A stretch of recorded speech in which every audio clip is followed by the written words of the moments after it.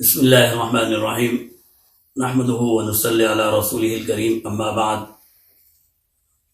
قال رسول اللہ صلی اللہ علیہ وسلم من قال استغفر اللہ الذي لا الہ الا هو الحی القیوم واتوب الیہ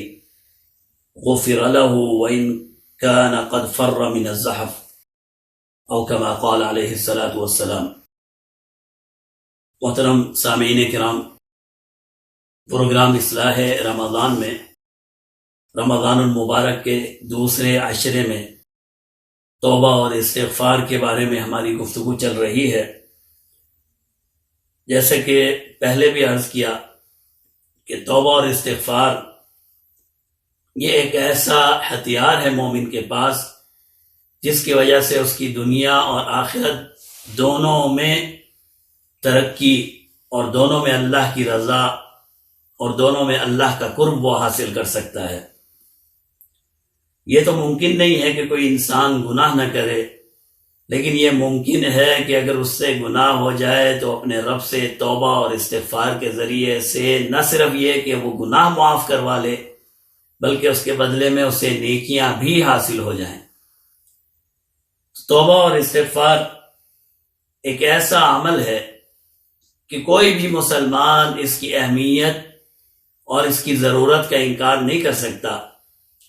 اور پھر اگر رمضان المبارک جیسے عظیم مہینے میں ہمیں یہ ساعتیں، یہ مبارک لمحات مل جائیں اور یہ ایام مل جائیں جنہیں جناب نبی کریم صلی اللہ علیہ وسلم نے مغفرت اور بخشش کے ایام سے تعبیر کیا ہے، تو پھر تو مسلمان کی اولین کوشش یہ ہونی چاہیے کہ وہ ساری مصروفیات کو ترک کر کے ان ایام کو اللہ کو راضی کرنے کے لیے مخصوص کر دے۔ اگر وہ یہ نہیں کر سکتا تو کم سے کم اتنا تو کرے کہ جو ان ایام میں جو اسے فاضل وقت مل جائے، فارغ وقت مل جائے، تو بجائے اس کے کہ وہ دوسری مصروفیات میں انہیں ضائع کرے، کوشش کرے کہ وہ اللہ کے سامنے توبہ اور استغفار کرے اور اپنے گناہوں کی معافی چاہے۔ توبہ اور استغفار کے لیے جیسے کہ پہلے بھی ہم پروگرام میں ذکر کر چکے ہیں، ایک تو یہ گناہ چھوڑے، ندامت ہو، شرمندگی محسوس کرے اور آئندہ کے لیے گناہ نہ کرنے کا ارادہ پختہ کر لے، تو یہ توبہ کی گویا کی شرائط اس نے پوری کر دی۔ اور اگر وہ گناہ حقوق العباد کے متعلق ہے تو وہ حق اس انسان کو واپس کر دے۔ اگر پھر اس سے گناہ ہو جائے پھر توبہ کر لے، پھر گناہ ہو جائے پھر توبہ کر لے۔ یہ ضروری نہیں ہے، ہاں اگر اللہ یہ اسے توفیق دے دیں کہ ایک دفعہ توبہ کے بعد کبھی وہ دوبارہ گناہ ہی نہ کرے تو اس سے بڑی چیز اور اس سے بڑی نعمت تو ہو نہیں سکتی۔ لیکن توبہ ہونے کے بعد بھی اگر گناہ ہو جائے پھر توبہ کر لے، پھر گناہ ہو جائے پھر توبہ کر لے، اگرچہ یہ عمل دن میں 70 مرتبہ ہی کیوں نہ ہو پھر بھی اسے جاری رکھنا چاہیے۔ جناب نبی کریم صلی اللہ علیہ وسلم سے بہت سے الفاظ توبہ اور استغفار کے منقول ہیں، مروی ہیں۔ کوشش کرنی چاہیے کہ ہم انہی الفاظ کے ذریعے سے اپنی جہالت کو، اپنے گناہ کا اعتراف کریں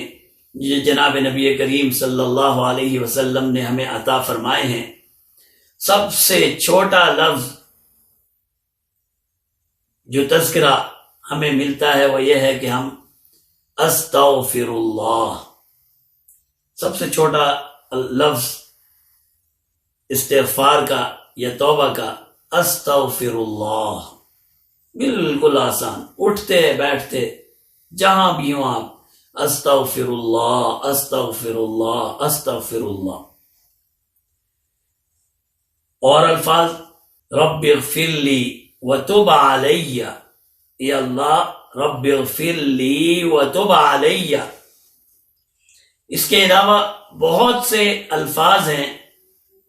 جو آپ کثرت سے استعمال کر سکتے ہیں، صرف ان دنوں میں نہیں، اس کے علاوہ بھی جب ہمیں موقع ملے ہم توبہ اور استغفار کے اس عمل کو جاری رکھیں۔ جیسے کہ میں نے ابھی آپ کے سامنے یہ حدیث پیش کی، جناب نبی کریم صلی اللہ علیہ وسلم نے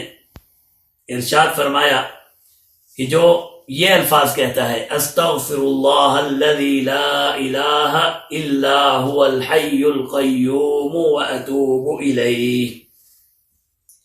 آسان سے الفاظ ہیں، استغفر اللہ الذی لا الہ الا هو الحی القیوم واتوب الیہ۔ بعد نے اس میں العظیم کا بھی اضافہ کیا ہے، وہ فرماتے ہیں استغفر اللہ العظیم الذی لا الہ الا هو الحی القیوم واتوب الیہ۔ فرمایا جو شخص ان الفاظ کے ذریعے سے اپنی توبہ کی درخواست اللہ کو پیش کرتا ہے، فرمایا پھر اللہ اسے معاف فرما دیتے ہیں، اگرچہ اس کا جرم بہت بڑا ہی کیوں نہ ہو، جس کی مثال پیارے محبوب صلی اللہ علیہ وسلم نے یوں عطا فرمائی کہ اگرچہ میدان جنگ سے منہ پھیر کر بھاگنا ہی کیوں نہ ہو، اتنا بڑا گناہ اگر اس نے کیا ہو کہ جہاد کے لیے گیا ہو، میدان جنگ میں ہو، اور میدان جنگ میں وہ میدان جنگ سے بھاگ جائے اپنی بزدلی کی وجہ سے، فرمایا ایسا شخص اتنا بڑا گناہ بھی اگر کرتا ہے اور پھر ان الفاظ کے ذریعے سے اللہ سے توبہ اور استغفار کرتا ہے، اللہ اس کی اس گناہ کو معاف فرما دیتے ہیں۔ کتنے آسان الفاظ ہیں، کوشش کریں صبح شام دوپہر کبھی بھی موقع ملے، خصوصاً نمازوں کے بعد 3 مرتبہ یا 7 مرتبہ یا کم سے کم 1 مرتبہ آپ یہ الفاظ دہرا لیا کریں اور ندامت کے ساتھ اللہ سے توبہ کریں۔ تو یہ الفاظ ایسے ہیں، فرمایا کہ جو یہ الفاظ کے ذریعے اللہ سے توبہ کرتا ہے اللہ اس کی توبہ کو قبول فرما لیتے ہیں۔ اسی طرح سیدنا صدیق اکبر رضی اللہ تعالیٰ عنہ فرماتے ہیں میں جناب نبی کریم صلی اللہ علیہ وسلم کی خدمت میں آیا اور میں نے عرض کی علمنی دعاء ادعو به فی صلاتی، پیارے محبوب مجھے کوئی دعا سکھا دیجئے جو میں نماز میں پڑھوں۔ نماز میں ہم دعا بھی کرتے ہیں، تحیات پڑھنے کے بعد درود پڑھنے کے بعد دعا کرتے ہیں، فرمایا مجھے کوئی دعا سکھا دیجئے۔ صدیق اکبر رضی اللہ تعالیٰ عنہ فرماتے ہیں میں نے عرض کی مجھے دعا سکھائیے، پیارے محبوب نے فرمایا یوں کہا کرو اللہم انی ظلمت نفسی ظلما کثیرا ولا یغفر الذنوب الا انت فاغفر لی مغفرة من عندک وارحمنی انک انت الغفور الرحیم۔ یہ دعا سکھائی، اللہم انی ظلمت نفسی ظلما کثیرا ولا یغفر الذنوب الا انت فاغفر لی مغفرة من عندک وارحمنی انک انت الغفور الرحیم۔ فرمایا یہ دعا پڑھا کرو۔ یہ صدیق اکبر رضی اللہ تعالیٰ عنہ کو جناب نبی کریم صلی اللہ علیہ وسلم نے یہ دعا سکھلائی ہے، تو ہمیں بھی کوشش کرنی چاہیے کہ کوئی بھی دعا پڑھ سکتے ہیں نماز کے بعد، لیکن اگر تحیات میں بیٹھنے تشہد کے بعد درود کے بعد اگر ہم اس دعا کو اپنی نماز میں شامل کر لیں تو یہ وہ دعا ہے جو ایک محبوب نے دوسرے محبوب کو سکھلائی ہے۔ تو اس کے الفاظ بہت ہی مبارک الفاظ ہیں، ترجمہ آپ دیکھ سکتے ہیں۔ تو یہ بھی وہ الفاظ ہیں استغفار کے جو بہت ہی بڑے اور اعلیٰ درجے کے ہیں۔ کوشش کرنی چاہیے کہ یہ الفاظ سے اگر ہم اللہ سے معافی مانگیں، ان الفاظ کو یاد کر لیں، تو اس سے بہتر الفاظ نہیں ہو سکتے۔ ایک اور الفاظ ہیں، ایک شخص جناب نبی کریم صلی اللہ علیہ وسلم کی خدمت میں آیا، عن جابر، حضرت جابر روایت کر رہے ہیں جاء رجل الى النبی صلی اللہ علیہ وسلم وهو يقول واذنوبا واذنوبا۔ ایک شخص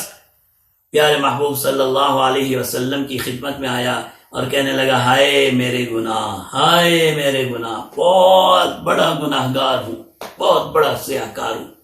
ہائے میرے گناہ، ہائے میرے گناہ۔ 2 یا 3 مرتبہ اس نے یہ کہا۔ پیارے محبوب کی خدمت میں حاضر ہو کر پیارے محبوب صلی اللہ علیہ وسلم نے اسے اپنے پاس بلایا اور کہا فقال له النبی صلی اللہ علیہ وسلم، پیارے محبوب صلی اللہ علیہ وسلم نے اس سے فرمایا کل یوں کہو اللہم مغفرتک اوسع من ذنوبی، اللہم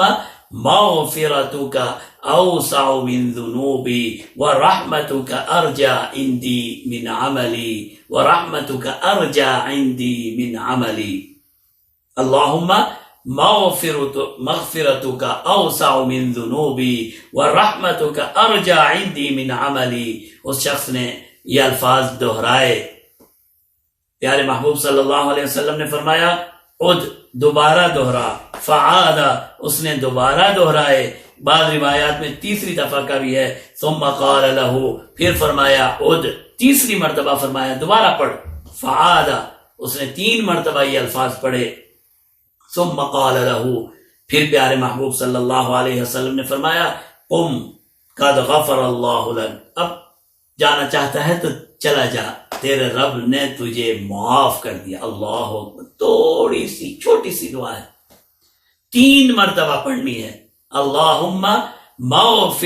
مغفرتک اوسع من ذنوبی ورحمتک ارجع عندی من عملی۔ فرمایا یہ دعا 3 مرتبہ پیارے محبوب صلی اللہ علیہ وسلم نے خود اسے پڑھائی، دوبارہ پڑھو، سہبارہ پڑھو، اور فرمایا اب تو جانا چاہتا ہے تو چلا جا، تیرے رب نے تجھے معاف کر دیا۔ کتنی آسان الفاظ ہیں، کوشش کریں، آج کل تو موجود ہیں، اس کا ترجمہ بھی دیکھیں اور اس دعا کو بھی یاد کرنے کی کوشش کریں۔ ہر نماز کے بعد 3 مرتبہ، یا صبح 3 مرتبہ، شام کو 3 مرتبہ، یا جب بھی آپ کو ٹائم ملے ان الفاظ کو دہراتے رہیے۔ پیارے محبوب صلی اللہ علیہ وسلم نے خوشخبری دی کہ فرمایا تیری مغفرت ہو گئی۔ اسی طرح سید الاستغفار، جناب نبی کریم صلی اللہ علیہ وسلم نے ہمیں ایک دعا سکھائی ہے جسے سید الاستغفار کا نام دیا گیا ہے۔ کیسے ہے؟ اللہم انت ربی لا الہ الا انت خلقتنی وانا عبدک وانا علی عہدک ووعدک ما استطعت، اعوذ بک من شر ما صنعت، ابوء لک بنعمتک علی وابوء بذنبی فاغفر لی فانہ لا یغفر الذنوب الا انت۔ اللہم انت ربی لا الہ الا انت خلقتنی وانا عبدک وانا علی عہدک ووعدک ما استطعت، اعوذ بک من شر ما صنعت، ابوء لک بنعمتک علی وابوء بذنبی فاغفر لی فانہ لا یغفر الذنوب الا انت۔ یہ ہے سید الاستغفار، تمام استغفار کا سردار۔ فرمایا جس نے رات کو اسے پڑھا، ان الفاظ کے ذریعے سے اس نے یقین کر لیا، ندامت کے ساتھ پڑھا، یقین کر لیا کہ اللہ نے اسے معاف کر دیا۔ فرمایا اگر یہ رات کو مر گیا تو صبح ہونے سے پہلے مر گیا، فرمایا جنتی ہے۔ جس نے دن کو پڑھ لیا، یقین کے ساتھ پڑھا، اور شام ہونے سے پہلے، رات ہونے سے پہلے اس کی وفات ہو گئی، فرمایا جنتی ہے۔ کتنے آسان چھوٹے ایسے الفاظ ہیں۔ پھر رمضان ہے، مغفرت کا عشرہ ہے، اس طرح اور بہت سی احادیث میں بہت سے الفاظ ہیں۔ آپ کوشش کیجئے ان احادیث کو یاد کریے، جو چھوٹا سے چھوٹا آپ کو پسند آئے وہ الفاظ بار بار دہرائیے، بار بار پڑھیے، اور اللہ سے معافی اور تلافی کی کوشش کی جائے۔ اللہ رب العزت سے دعا ہے اللہ رب العزت ہم سب کے گناہوں کو معاف فرمائے، اور یہ وبا جو پورے عالم کو پریشان کیے ہوئے ہے، یا اللہ اس وبا کو، یا اللہ اس رمضان کی برکت سے اس وبا کو ختم فرما دے، اور جو مسلمان بھائی اس مرض میں مبتلا ہیں انہیں صحت عطا فرما دے، اور جو شہید ہو چکے ہیں، وفات پا چکے ہیں، ان کے درجات کو بلند فرما دے۔ وآخر دعوانا ان الحمد للہ رب العالمین۔